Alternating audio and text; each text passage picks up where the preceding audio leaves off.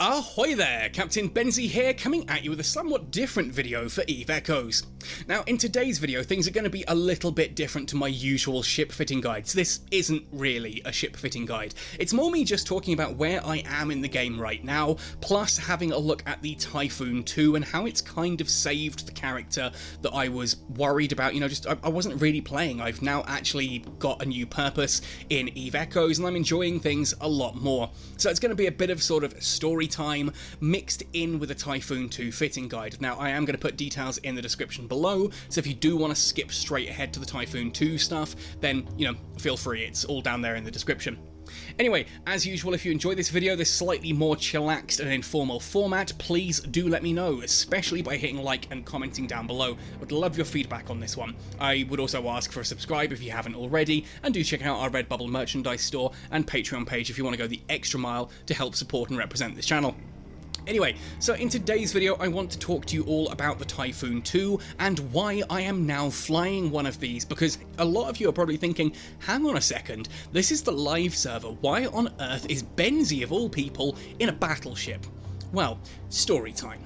Basically, you guys might remember that when EVE Echoes started, my goal was to fly every single frigate in the game, all of the faction frigates and everything else in between. So to that end, I went through and I skilled literally everything that had frigate in the name, so like frigate command, frigate engineering, frigate defense upgrade, all the way up to 555, and that is still very much the case here, other than 554 on frigate defense. You'll see if we go into engineering, that's still frigate 555, and I actually did the same with Destroyer as well, up to 554 in most cases. Engineering is the only Destroyer one I got up to 554.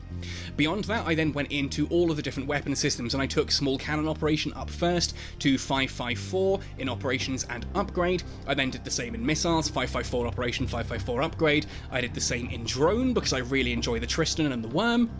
554 and 554, a little bit of medium drone operation, which we'll talk about later, and of course the drone skill up to 553. Now, at that point in time, I also had lasers, railguns, and even decomposers, because I decided I wanted to fly every frigate and every destroyer, which included the Shangyue prototype and hopefully the main thing when it arrived. Now, I then started to realise that I wasn't really doing much in my frigates. Like, I could go on the occasional solo roam or small fleet roam in frigates, but for PvE it was pretty limited and just not overly fun. I was using a Talwar 2 Assault recently for PvE, and that did really quite well for me. That thing is an absolute beast, and one of the reasons I've kept all of my missile skills as well. But I realised I wasn't using lasers or railguns. I had those skills, but I wasn't undocking my Succubus or my Cruor, I wasn't undocking the Daredevil, I wasn't undocking the Atron Interceptors or the Executioner Interceptors. I just didn't find them particularly fun. There was no reason me having these skills and just not flying the ships. So I thought, you know what, I'm not really, you know, doing much in the way of fleet content. So I took out some of those skills, I went back and into the different cruising technology here. You'll see I actually leveled up Cruiser Command to 5 and 5, I added a little bit extra into shield and armor operation, and I upped cruiser defense upgrade, along of course with cruiser engineering. Now, the reasoning here was that under missiles, I already had medium missiles up at 554 and 554 operation as an upgrade, because I was flying stealth bombers like the Hound. So, it was a very easy decision for me to just up some cruiser skills and start flying a Bellicose 2 Covert Ops, and that gave me something to do in fleets. But the more I did this, the more I felt that I'm still not really doing much. You know, I'm in a ratting fleet with the rest of Catskull, and I just feel like everything's dead before I can even really start locking onto it. You know, I kill the occasional frigate, but the battleships and that were just doing everything else. So a thought hit me.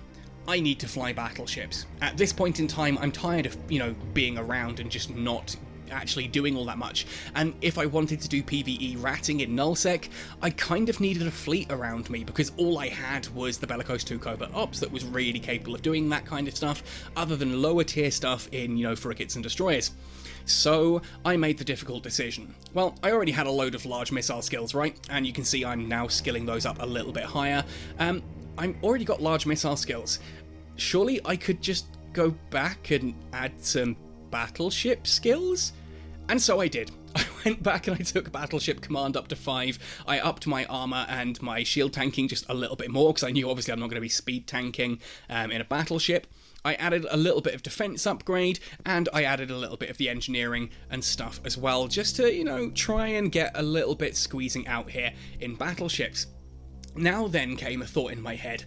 Why would I choose a particular battleship, and what does this even mean for Benzie? Well, I knew I wanted it to be large missiles, so that really brought it down to the Raven and to the Typhoon line. And I like the Raven, don't get me wrong, I'm not going to say that the Raven is a bad ship, it's not. It's a very good ship, and it's very popular for PvE and PvP, and I knew that if I wanted to go for any one, I'd go for the T10 variant, to go for the high, you know, the best I could get. And I looked at the Raven Striker and I added it to my comparisons. I then came out to the Minmatar Republic and went to the Typhoon II, and I added that to comparisons, and I looked at them side by side. And I was like, okay, the Typhoon gets that additional high slot, goes up to 8, but then the Raven Striker gets the additional torpedo damage. They've both got additional velocity, but I don't know, the Typhoon gets longer velocity on that there. What really sold it for me, though, at that point was that the Typhoon II only uses large missile torpedo operation and battleship command, whereas the Raven Striker was going to use advanced large missile and advanced battleship command, and I just didn't have the time or capability to scale into that, so we closed that down, and I stuck with the Typhoon II. Now, basically, as I was having a look at this, I thought to myself, well, what does this mean for Benzie if I'm flying a Typhoon II and not frigates and destroyers anymore, and I've got cruiser skills? What even is Benzie? He's not a frigate and destroyer main anymore.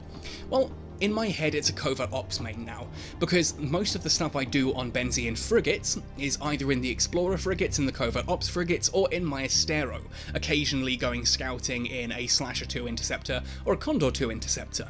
I kept my destroyer skills because I'm still holding out for the day that we get the Thrasher 2 covert ops added, and I'll be honest, I still quite like flying the Talwar 2 assault. I've got the cruiser skills trained for the Bellicose Covert Ops, which I'm still flying, and I've started training a little bit of medium drones, or rather I've bookmarked the medium drone skills as something to come back to later, so that I can fly the Arbitrator Covert Ops as well. It gives me options there of different things to do. So what's that got to do with the Typhoon? Well, in EVE Online you also have what are referred to as Black Ops battleships, and they're not really covert ops ships because they actually get bonuses to cloaks, not to covert ops cloaks. They can't warp while cloaked, but they actually get that they move faster when they're cloaked with the right skills than they do when they're uncloaked. Now, with capitals on the way, I kind of have to assume that Black Ops battleships might be coming at some point in the future. Now, in EVE Online, the Minmatar Black Ops battleship is the Panther, and what hull does it use? That's right, the Typhoon. Now, admittedly, the Panther is actually a large cannon ship. It uses the Typhoon hull, but it fits and gets bonuses to large cannons.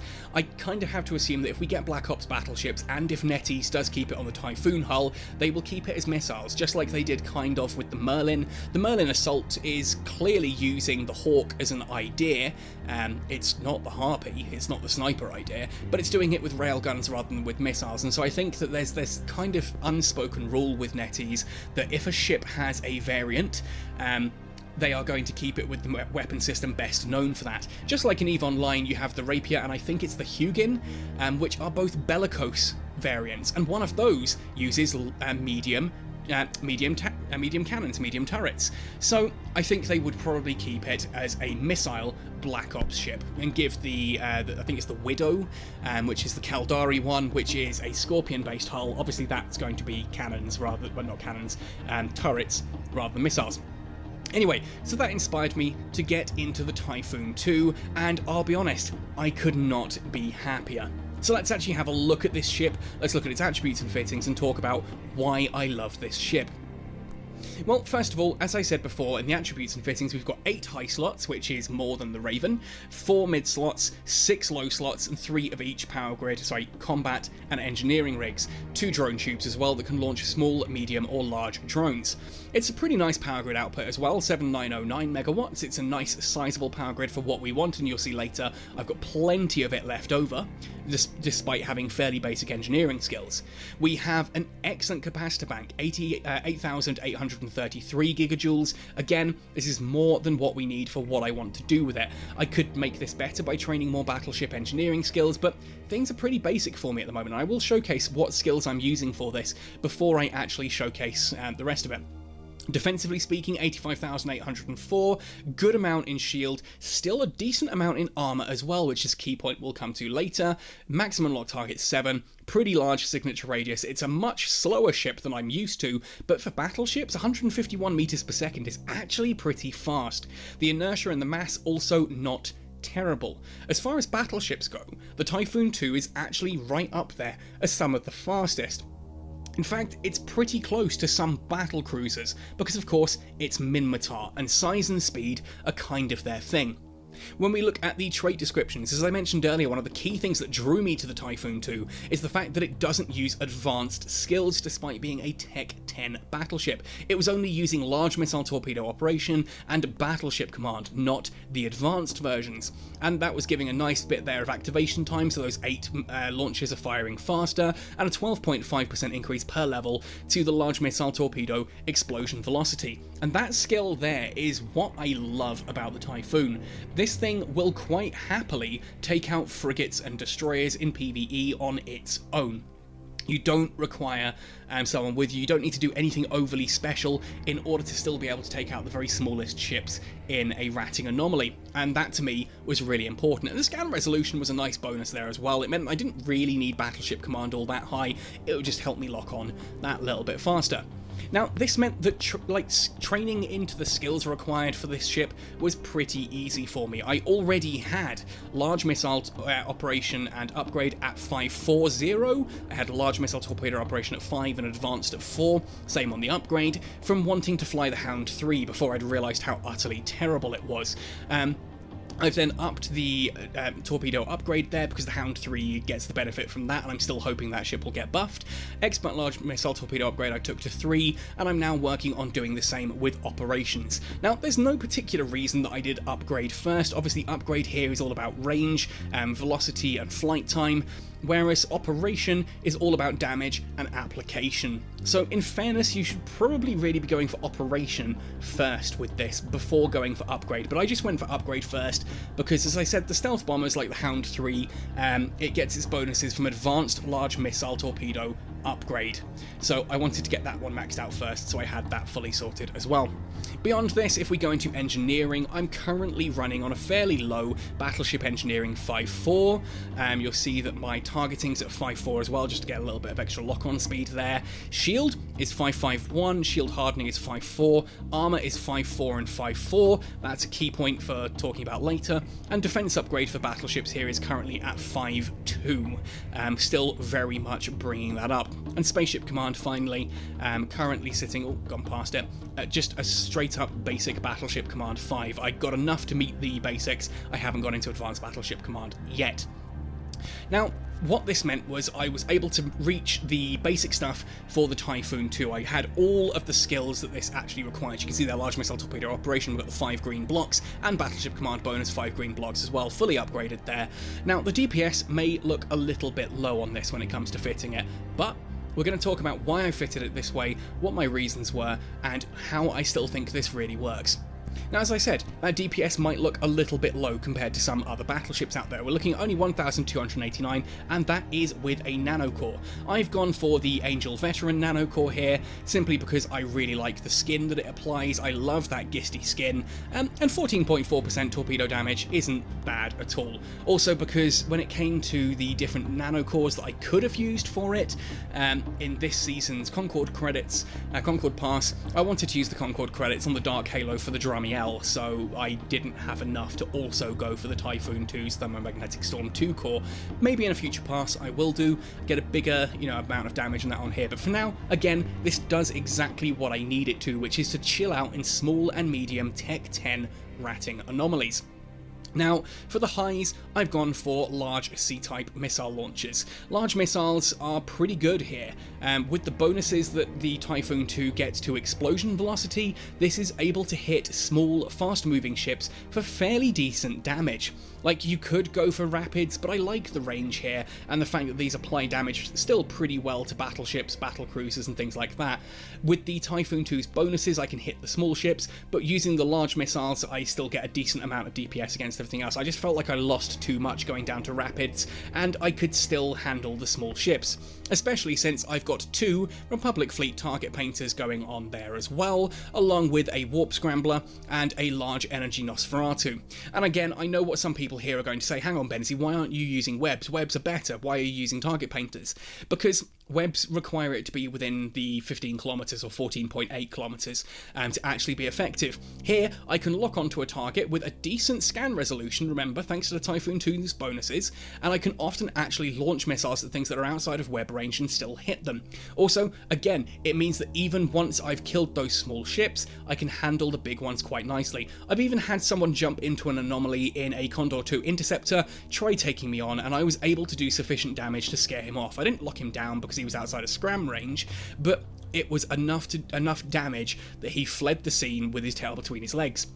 Large energy Nosferatu certainly helps with that as well, because you can help deal with their capacitor, and it just helps keep me pretty much capacitor stable. It's not exactly capacitor stable, but we'll discuss that in just a moment. For the low slots, you'll notice I've gone for Armour Tank. Corpus C-Type large armour repairers, 2 of these, along with 2 core C-Type adaptive armour hardeners. Now, my reasoning for this was simple. Even though I'm in min-matar space, the EHP per second here and the capacitor usage was just a lot more relaxed than trying to run a shield tank. Yes, okay, the Angel Rats do more damage to armour, but I get significantly more EHP per second out of healing this, whereas I was finding that when I tried shield tanking it with a similar setup, a large shield booster, 2, even sometimes 3 adaptive invulnerability fields, I was just finding that I was taking way too much damage from the rats. I was constantly having to run the shield booster, and I was running out of capacitor. This, on the other hand, I find this ship I can have basically one of these large armor repairers running with the afterburner and both of the hardeners, and I don't have to worry about capacitor. I stay capacitor stable at around 60% there, and that will keep me topped up almost the entire time in Angel, Tech 10 small and large anomalies. Even in Inquisitor and Scout anomalies for Angels, Tech 10 Inquisitor and Scout anomalies,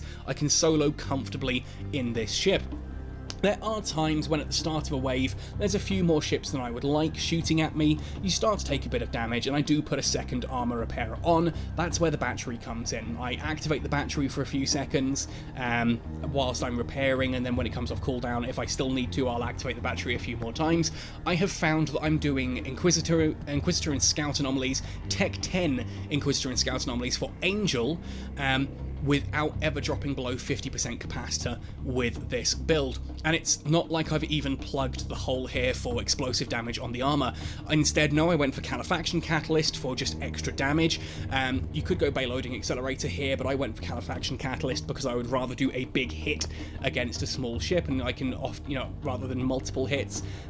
Yes, in the long term, the Bayloading Accelerator does work out better, but for the small ships, the Califaction Catalyst means you get bigger hits and you kill them in fewer hits, which does work out as an advantage. The other two, then a Warhead Flare Catalyst, 15% explosion velocity, and a Warhead Rigger Catalyst for 14% reduction to explosion radius bonus. So again, that DPS may look a little bit lower, only, well, under 1300, but it does apply really well to everything. You'll also notice drones, of course, I've stuck for medium drones here rather than small drones. There are small drones in the hull, just in case, but for the most part I'm using mediums. I've never seen the need to use larges. The missiles do enough damage on their own, and I just don't want to have to panic swap back to anything else every time like a new wave spawns. The medium drones will hit the small ships in a PvE wave, and if I have someone jump in me in an interceptor, as I said, the standard build does it well enough, but I could swap to small drones just to get that little bit of extra speed if necessary. Now, for the engineering rigs, I've gone for a capacitor control circuit, a semiconductor memory cell, and second semiconductor memory cell. Sorry, I forgot I put the second one of those on, just to keep myself as absolutely capacitor stable as I can. And 17 minutes 47 seconds with everything running never really happens. ultimately, it's very rare that I put the second the second repairer on. For the most part, what I do with this is I warp into an anomaly, I hit orbit at 30 kilometers on the warp-in point on the actual anomaly itself, and then I just start with the small targets, work up to the big ones. Start with the small targets, work up to the big ones. And I start with, you know, obviously 2 target painters on a target. The drones will rush in on the things that are closer. I've got the scram there to switch off micro warp drives if anything that gets too close. The missiles then do the rest of the job for me, and the drones will sort that out. In one case, I decided just to do a little bit of a test. I had a wave that had a Gisty Thrasher Interdictor 3 spawn and a Slasher 2 Interceptor spawn. I left the drones just ripping at the Slasher 2 Interceptor whilst the missiles took out the Thrasher Interdictor, and it worked really well. I killed both of them fairly quickly, so I just like this as a really chill build. I warp into an anomaly, I orbit at 30, and then I just kill everything. It's worth keeping an eye on the game just so I know when I need to activate a second armor repairer or, you know, switch it back off again, and in some cases add the battery. But again, this is one of those things that I'm fairly low battleship skilled right now, so who knows, as I skill up the battleships, things here might become even easier. And completing the weekly Concord Pass has been dead simple for me. We're like day 2 on the Concord Pass this week. It's already completed. And that's here with, oh no, this case not quite, it's a little bit further into the week, but I completed this a couple of days ago. Either way, you can see I have this set up majority for the generate bounties, but with destroy 25 NPC ships instead of the lowest one, because the lowest bounty one, you trigger it every time you get a bounty thing, and it's only 3 points, whereas destroying 25 NPC ships, I can actually trigger that twice in a bounty tick, and, well, I can easily trigger it once in a bounty tick, is what I'm saying. So I get the 10 points from that rather than 3 from the other, and this just allows me to max out that Concord Pass really, really quickly. You can see I'm already at level 39 on this. Really happy with how this is going. I love this ship to pieces. I am going to show a bit of combat here at the end, just so you can see it in action, just to prove that I'm not lying through my teeth about it. But I've kind of seen the light here, that I tried to be a Frigate and Destroyer main, and the game just wouldn't let me do that for now. So I've kept my Frigate skills so that I can do PvP roams in Interceptors, so that I can still go scanning and exploring in my Probe Explorer or my Astero. I can still do runs back to Jita in things like my Atron Interceptor with cargo rigs, things like that. I've still got my my medium, my skills there for the cruiser, so I can fly a bellicose covert ops, and I do still occasionally use that. In ratting fleets if we've got no one to scan for dead spaces. I'll come out in the bellicose and sort of sit at a bit of a distance, still apply damage to the smaller ships, and, you know, scan for dead spaces after each anomaly. Otherwise, though, if I just need to make a quick bit of ISK, I now have a battleship that I can fly.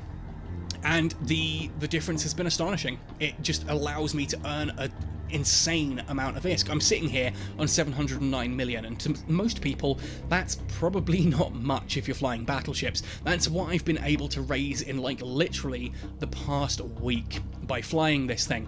And if you know me, you'll know that having anything more than 70 million is almost unheard of. As soon as I get a decent amount of ISK, I'm buying gear, I'm buying ships, I flatten my my wallet every time it gets a little bit of a bump in it.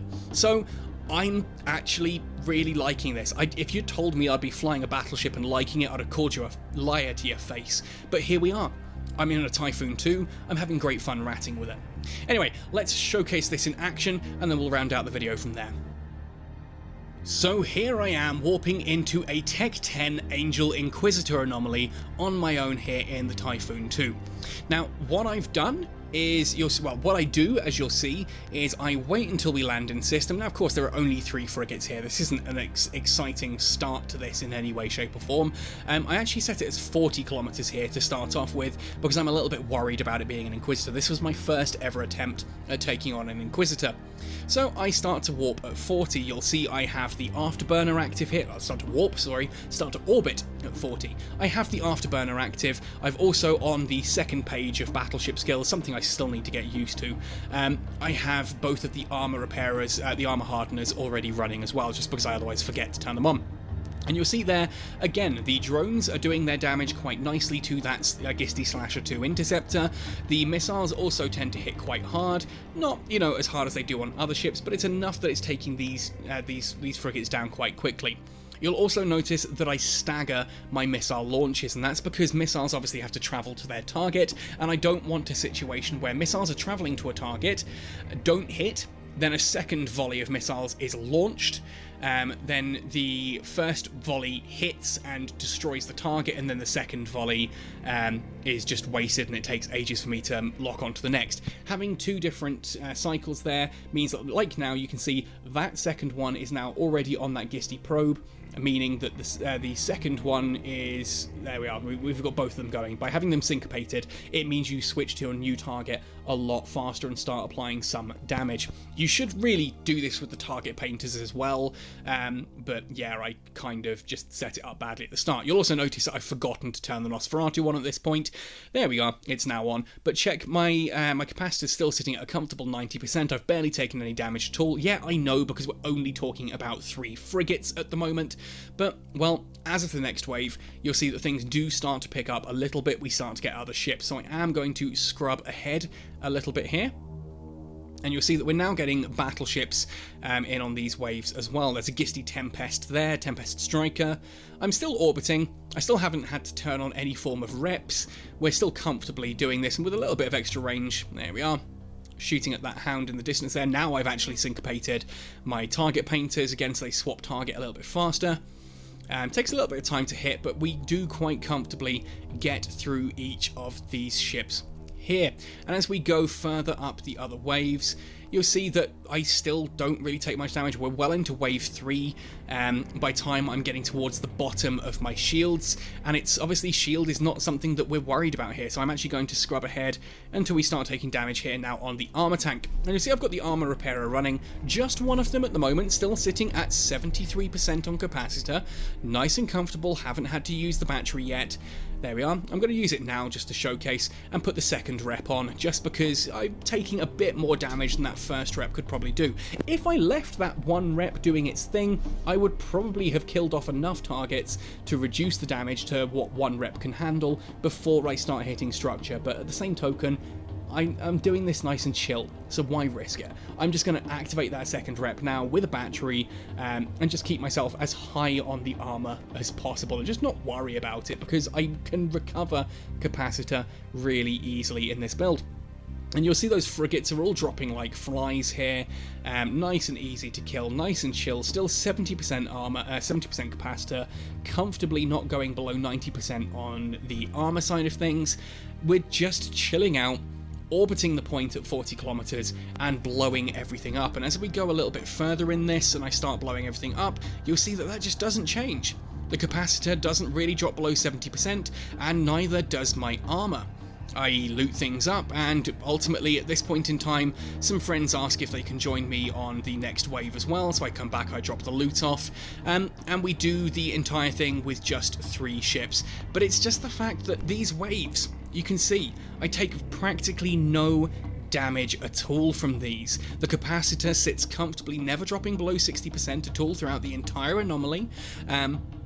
And we then have the whole, and my armor never drops below sort of, I think 85 is the lowest I see it go, certainly not below 80, certainly nowhere near anything remotely threatening. It's just so chill. Now, in fairness, I wouldn't normally even bother soloing an Inquisitor anomaly or a Scout anomaly. We usually have enough of us in local that we team up and just do them super quickly. My main goal here was to be able to do small and medium anomalies solo, so that if no one else is online, I can comfortably do those, and they are no trouble at all. The small anomalies, I never have to even put the second repper on. Medium anomalies, I put the second repper on from time to time. As I said, Scout and Inquisitor anomalies, I have cleared both of them completely solo as well. I love this ship. I didn't honestly think I would end up loving a battleship as much as I am, but I really enjoy this ship. It's a really chill way of just ratting and making ISK and sitting in chat and talking to people, and that, to me, is a really fun part of EVE Echoes. Anyway, so there we have it. I know this video has been a little bit different to usual, rather than me going a bit more formal and, hey, this is the ship, this is its stats, this is how I fit it and why. I just wanted to talk a little bit more casually about what EVE Echoes is doing to me at the moment, what I'm enjoying, what I'm having fun with, how my skills are laid out, and what kind of content I'm doing. And it does come down to this, that basically, if I want to do the Concord Pass, or just earn some ISK, I now have a battleship that is earning me that in a really passive, chill way. If I want to do something a bit more active, I've got my my cruisers, my Covert Ops cruisers that I can go hunting in, and I have my frigates for PvP roams and for exploring as well. So I do consider myself genuinely now a Covert Ops main. I'm all about being sneaky throughout New Eden, but I've got a battleship to, you know, to back things up if I need to. And hopefully one day we will get those Black Ops battleships with their jump bridges and things like that. That would be really cool. And if that's the case, and if the Panther does come across as like a Typhoon Black Ops and it uses missiles, well, I know what my very next purchase is going to be. Anyway, folks, thank you for watching this one right the way to the end. Again, please do let me know what you think of this format. Did you enjoy it? Is it a breath of fresh air? Did you find it extraordinarily boring? Please let me know. I would love to have feedback, because it's a bit of an interesting way of me doing this kind of video, and I don't know. I want to know if you like it or if you prefer it the old way. Anyway, happy sailing, and see you in New Eden.